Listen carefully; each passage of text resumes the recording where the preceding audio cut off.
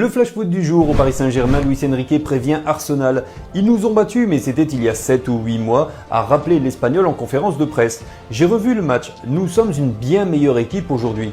Nous avons eu une phase de ligue très intense avec beaucoup de matchs qui auraient pu être des finales.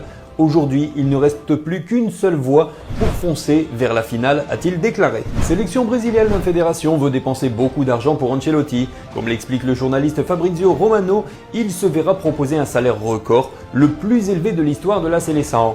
L'entraîneur le plus titré de l'histoire de la Casablanca mérite au moins cela selon la presse brésilienne, qui se réjouit d'avance de la possible venue d'un spécialiste de la gagne. Du côté d'Aston Villa, possible fin de saison pour Rashford. Il a peut-être disputé son dernier match avec Aston Villa face à Manchester City le 22 avril. Victime d'une blessure aux ischio-jambiers, l'international anglais devrait manquer la fin de saison, indique The Athletic. Pour rappel, Aston Villa dispose d'une option d'achat de 48 millions d'euros pour acquérir définitivement Rashford cet été. Mais ce dernier n'a pas encore décidé s'il souhaitait rester ou non. L'Inter Milan et Liverpool suivent Jonathan David. Dès cet hiver, Manchester United s'était manifesté pour la star du LOSC. Barcelone et plus récemment l'OM ont également été évoqués.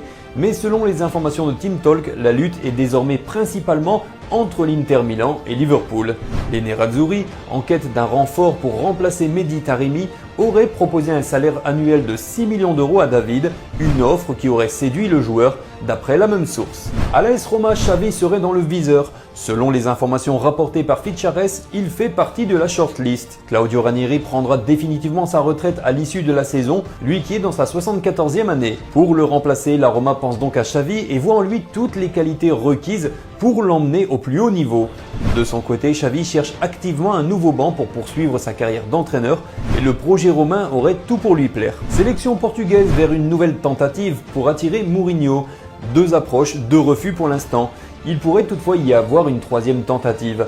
Selon les informations de CNN Portugal, le président de la fédération élu en février, Pedro Proença, rêverait de voir le Special One sur le banc de la sélection portugaise pour la Coupe du Monde 2026. L'actuel sélectionneur Roberto Martinez a déçu lors du dernier Euro avec une élimination dès les quarts de finale contre la France et il se murmure dans la presse portugaise qu'il pourrait être remercié après le Final Four de la Ligue des Nations cet été. Affaire à suivre. Et au Barça, Laporta accepte les règles d'Hansi Flick. Le président souhaiterait d'ailleurs prolonger son entraîneur sous contrat jusqu'en 2026 sur le long terme, mais ce n'est pas dans les habitudes de l'ancien coach du Bayern Munich.